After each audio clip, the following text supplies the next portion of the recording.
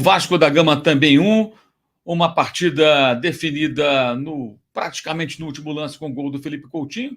Felipe Coutinho que voltou, se machucou, mas hoje marcou um gol importante, um gol que evita uma derrota do Vasco, num jogo em que o Flamengo foi totalmente dominante, né? Mas uma velha situação conhecida do torcedor rubro-negro se apresentou mais uma vez, o domínio estéril, o time que domina, mas que tem uma enorme dificuldade para transformar esse domínio em gols.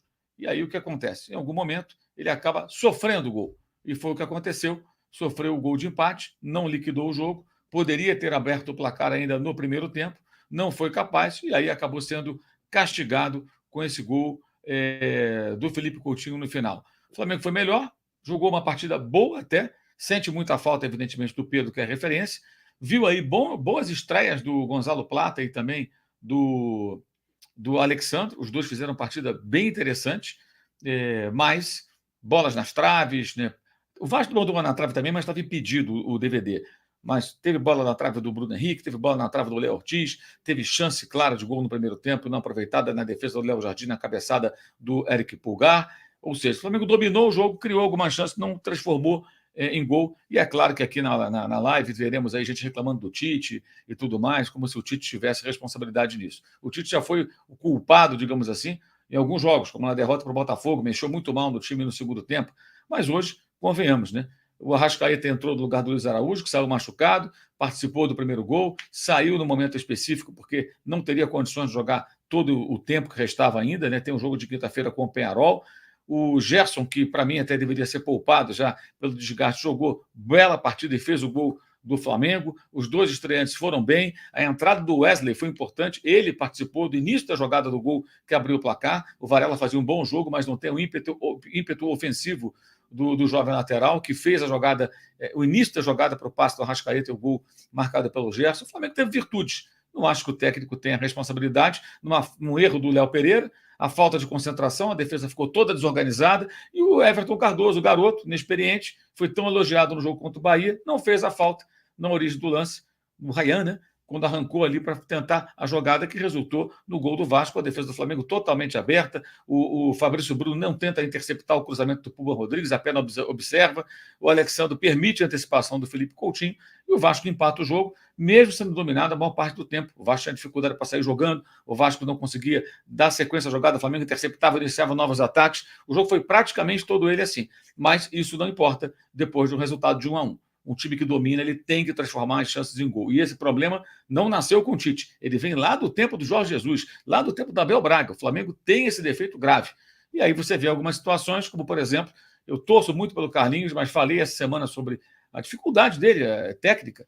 Chutou o chão numa bola em que um jogador de qualidade razoável teria, de repente, feito gol. Dominou, era só girar, bater, chutou o chão. E o Gabriel, que entrou depois, ficou impedido no fim, não consegue participar do lance, ou seja, não dá muito para contar com essa turma. Mas hoje o Tite percebeu que dá para contar com o Gonzalo Plata, que jogou muito bem para o estreante, e o Alexandre fez aquilo que se esperava dele, embora tenha hesitado no lance do gol.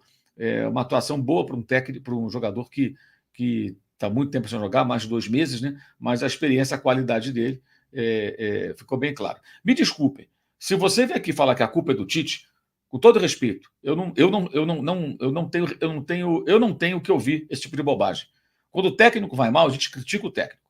Agora, quando os jogadores erram num time que dominou o adversário, as trocas foram boas, o time chegou ao gol e não soube ampliar, tampouco foi capaz de controlar o jogo, isso não é culpa do técnico. Isso é culpa dos atletas. Como, por exemplo, no Vasco foi bem também o Rafael Paiva, que fez as alterações e os jogadores que entraram participaram decisivamente do gol. Agora, paciência, quando os jogadores erram da maneira que erraram, transformar isso em culpa do técnico, acho que é ignorância futebolística. Me desculpe a sinceridade, é ignorância. É baixar o nível do debate. Se você veio aqui para ficar nessa palhaçada de botar só a culpa do treinador numa jornada em que ele não foi o responsável, você está no canal errado.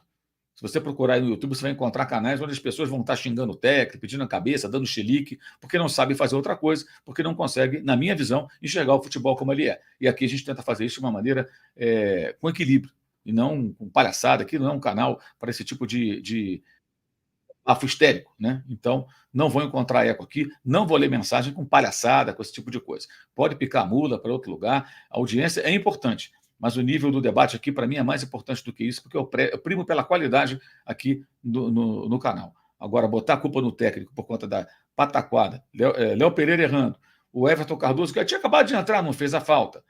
E a sequência do lance, o Fabrício Bruno nem tenta interceptar o cruzamento do Puma Rodrigues. E o Alexandre olhou o mergulho do Felipe Coutinho, nem disputou a bola com ele. Aí realmente, né, até o Rossi poderia ter tentado cortar o cruzamento. Houve erros de vários jogadores. E aí, apontar a culpa do técnico, realmente, eu acho que não dá.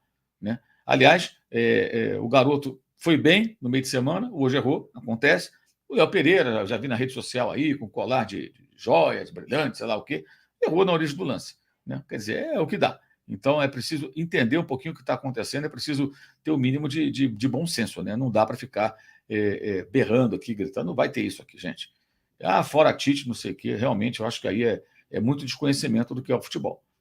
Quando o Tite vai mal, como, por exemplo, no jogo contra o Botafogo, ele foi muito mal no intervalo do jogo, ele mexeu muito mal para o segundo tempo, e foi um desastre a atuação no segundo tempo por conta das péssimas intervenções que ele fez. A gente vai criticar, e criticou muito naquela ocasião, porque ele mereceu ser criticado. Agora, hoje, sinceramente, eu não sei como é que alguém consegue ver responsabilidade no técnico do Flamengo por essa atuação tão pífia, né? Final. O Peterson de Moura manda aqui, concordo com você, Mauro. O time foi bem, infelizmente as chances perdidas fizeram falta. No único vacilo deu um empate.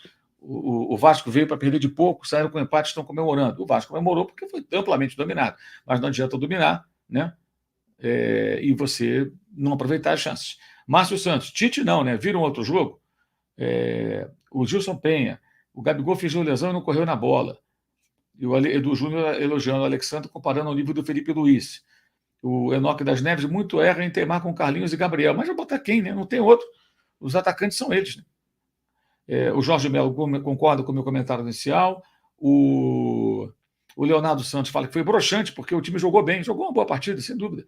Mas não adianta dominar o jogo e não transformar em gol. Esse é um problema sério. Quinta-feira, contra o Peñarol, o Flamengo precisa chegar a um bom placar. E não vai poder perder essas chances assim, não. O Flávio Quintali achou uma boa partida do Flamengo, achou boas as estreias, e a ausência do Pedro faz o time sentir muito. Até o time se adaptar à ausência de Pedro e encontrar soluções, leva um tempo. Claramente, hoje, com o domínio e o volume que o Flamengo teve, se o Pedro estivesse ali na área, as possibilidades do time seriam muito maiores. Então, é uma transição natural que o time vai enfrentar, mas era um jogo para ter vencido.